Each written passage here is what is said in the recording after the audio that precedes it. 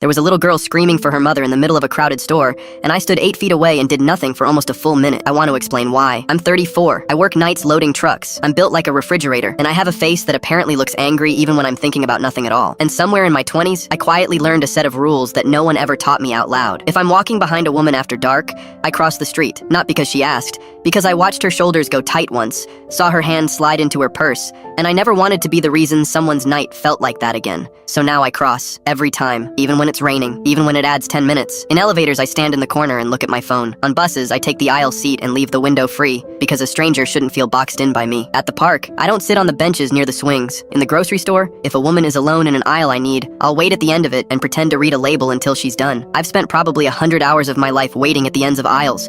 Nobody knows I do any of this. That's the part that gets me. There's no credit for it.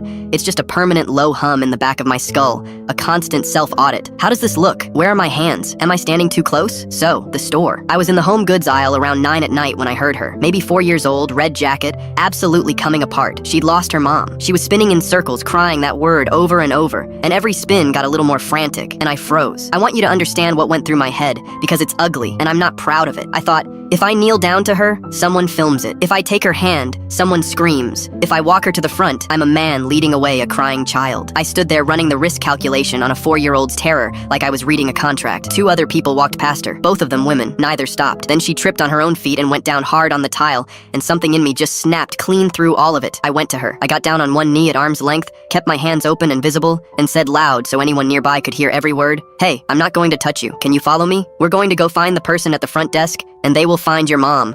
She grabbed my sleeve anyway. I let her hold the sleeve and I walked her toward customer service with both my hands held up around chest height, like I was under arrest, narrating out loud the whole way. That's how it feels. You get to be a decent person, but only with your hands up.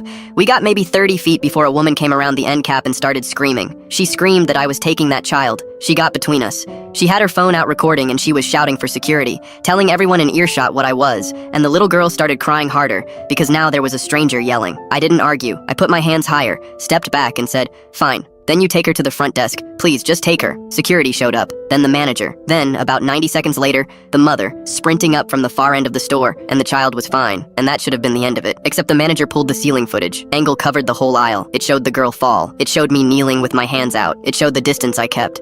It showed the 2 people who walked by.